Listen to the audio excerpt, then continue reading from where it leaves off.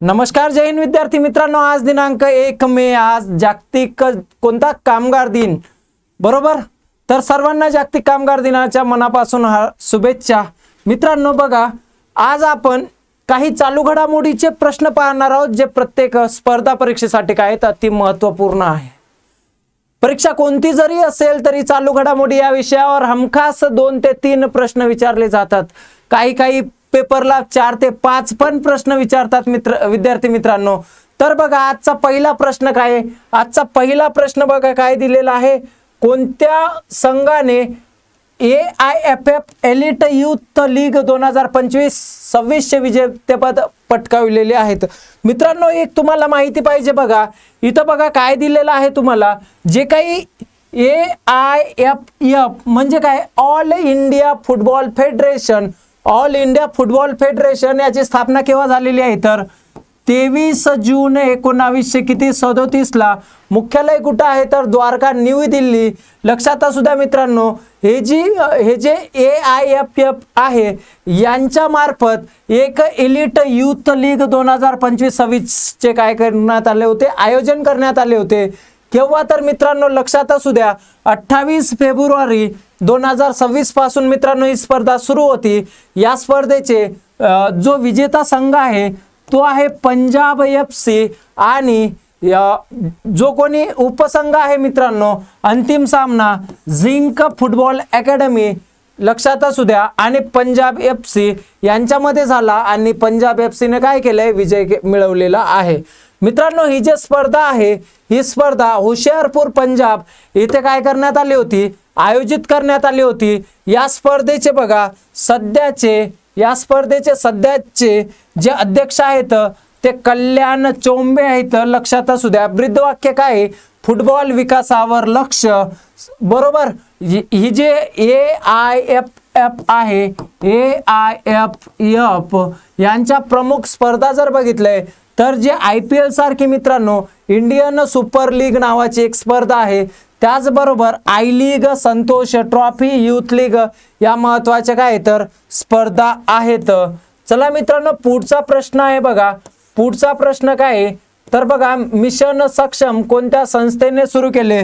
मित्रांनो, मिशन जो सक्षम आहे हे सिडबी, आणि माहिती पाहिजे सिडबी या संस्थेने काय केलेलं आहे मित्रांनो, सुरू केलेलं आहे.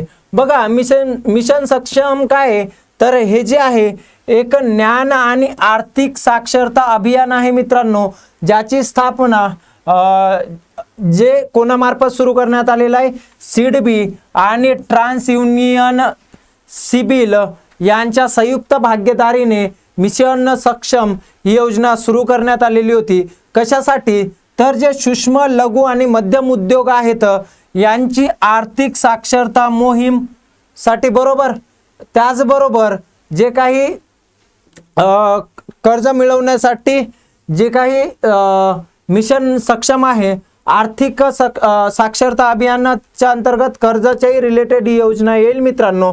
जर आपण सिडबी बद्दल जर बघितलंय तर सिडबीची जी स्थापना आहे मित्रांनो 1990 मध्ये झाले. त्याचं मुख्यालय कुठं आहे? लखनौला आहे. त्याचं कार्य काय? जे काही सूक्ष्म, लघु, मध्यम उद्योगांना वित्तपुरवठा करणे, त्याचबरोबर उद्योगाचा विकास आणि विकास वाढविणे, आर्थिक समावेशक आणि साक्षरता वाढविणे. लक्षात असू द्या. त्याचबरोबर ट्रान्स युनियन SIBIL जे काय मित्रांनो, ती पण जे काही स्मॉल फायनान्स, जे काही सूक्ष्म, लघु, मध्यम उद्योग आहे त्यांना मदत करण्यासाठी ट्रान्स युनियन सोबत सिडबीने भागीदारी करून मिशन सक्षम योजना सुरू केलेली आहे मित्रांनो. लक्षात असू द्या. पुढे बघा, पुढे काय सांगितलेलं आहे? मार्च 2026 मध्ये भारताच्या औद्योगिक उत्पादन निर्देशांक जो काही मित्रांनो औद्योगिक क्षेत्रातील औद्योगिक उत्पादन निर्देशांक आहे, त्यामध्ये काय झालेली आहे मित्रांनो, घसरण झालेली आहे. ती घसरण किती टक्क्यां झाले? तर लक्षात असू द्या, 4.1% ती काही घसरलेली आहे मित्रांनो. जे काही उत्पादन क्षेत्रातील मर्यादित सुधारणा, ऊर्जा क्षेत्रातील घट आणि कमकुवत मागणी यामुळे औद्योगिक वाढ मंदावत असल्याचे दिसून येत आहे मित्रांनो. किती टक्के? तर 4.1%. लक्षात असू द्या. पुढे बघा, पुढे काय दिलेलं आहे, भरत कपूरने आपल्या कारकिर्दीची सुरुवात कोणत्या माध्यमातून केली? मित्रांनो, नुकतेच 27 एप्रिल 2026 रोजी वयाच्या 80व्या वर्षी जे भरत कपूर आहेत त्यांचं काय झालंय, निधन झालेलं आहे. मित्रांनो, त्यांनी सर्वात पहिले जे आहे तर बघा, ते चित्रपट तसेच दूरदर्शनमधील त्यांच्या दमदार भूमिकेसाठी ते काय तर ओळखले जातात. रंगभूमीपासून त्यांनी सुरुवात बरोबर करून 150हून अधिक चित्रपट त्यांचे लोकप्रिय आहेत. त्यांचं काय विचारलंय आपल्याला, प्रथम सुरुवात त्यांनी कशापासून केले तर नाटकपासून केलेली आहे. लक्षात असू द्या मित्रांनो, विचारू शकतात प्रश्न. पुढचा प्रश्न आहे बघा, अभ्यास प्रगतीचे आयोजन कोण करत आहे? मित्रांनो, अभ्यास प्रगती जे आहे हे एक प्रादेशिक संरक्षण, सहकार्य आणि सुरक्षा मजबूत करण्याच्या उद्देशाने भारत लष्कराचा काय तर प्रगत सराव 11 देशाच्या सहभागाने कुठं तर उमरोई येथील परदेशी परीक्षण केंद्रावर आयोजित केला जात आहे. हा जो आहे हा बहुपक्षीय सराव आहे. म्हणजे यामध्ये जे काही भारताच्या इंडो पॅसिफिक धोरण आहे, त्याचबरोबर सागरी सुरक्षा आणि नेट सिक्युरिटी बरोबर बनवण्याच्या उद्देशाने हा उपक्रम जो आहे तो महत्त्वाचा आहे. पुढे बघा मित्रांनो, पुढचा प्रश्न काय आहे तर कोणत्या जिल्ह्यात बासमती आणि सेंद्रिय प्रशिक्षण केंद्र स्थापन केले जात आहे? तर लक्षात असू द्या, चिल्ली भात म्हणजे शेतकऱ्याची क्षमता आणि कृषी निर्याताला चालना देण्यासाठी अपेडा, लक्षात असू द्या, अपेडा उत्तर प्रदेशातील कुठं पिल्लीभीत येथे बासमती आणि सेंद्रिय प्रशिक्षण केंद्र स्थापन करत आहे. AI तंत्रज्ञानाचा वापर करून. लक्षात असू द्या मित्रांनो, याचा मुख्य उद्देश काय आहे तर गुणवत्ता सुधारणे, उत्पादनाची ओळख निश्चित करणे आणि शेतकऱ्याचे उत्पन्न वाढवणे हे याचं काय आहे तर महत्त्वाचा उद्देश आहे.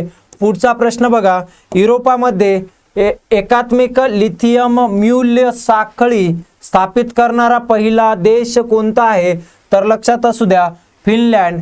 फिनलँडने कोकोलाजवळ खाणकामापासून ते शुद्धीकरणापर्यंतच्या संपूर्ण प्रक्रियेला व्यापारी एकात्मिक लिथियम मूल्य साखळी स्थापित केलेली आहे. कोणी तर फिनलँड. लक्षात असू द्या मित्रांनो. पुढचा प्रश्न आहे, पुढचा प्रश्न आंतरराष्ट्रीय कामगार दिन हा आपला काय आहे तर शेवटचा प्रश्न आहे बघा. आजचा शेवटचा प्रश्न. आज तुम्हाला माहिती आहे 1 मे आहे. 1 मे हा दिवस काय म्हणून साजरा केला जातो तर जागतिक कोणता कामगार दिन म्हणून साजरा केला जातो? मित्रांनो, आंतरराष्ट्रीय कामगार दिनाची सुरुवात कोणत्या कार्यक्रमाशी संबंधित आहे? तर लक्षात असू द्या, हे मार्केट प्रकरण कामगाराचे हक्क आणि सामाजिक न्यायाला प्रोत्साहन देण्यासाठी दरवर्षी 1 मे रोजी आंतरराष्ट्रीय कामगार दिन साजरा केला जातो. याची सुरुवात हे मार्केट प्रकरणातून झाले. मित्रांनो, लक्षात असू द्या, हा आजचा आपला शेवटचा प्रश्न होता. ही सर्व PDF तुम्हाला आपल्या कुठं तर यूट्यूब टेलिग्राम चॅनलवर ही पूर्ण PDF तुम्हाला मिळून जाणार. या PDF मध्ये तुम्हाला वन लाइनर प्रश्न तसेच MCQ प्रश्न आणि चालू घडामोडीबद्दल संपूर्ण अशा पद्धतीने विश्लेषण केलेले पूर्ण माहिती तुम्हाला टेलिग्राम चॅनलवर मिळेल. टेलिग्राम चॅनलची लिंक ही डिस्क्रिप्शनमध्ये दिलेली आहे. मित्रांनो, भेटूया उद्या पुन्हा याच वेळेला. तोपर्यंत सर्वांना जय हिंद.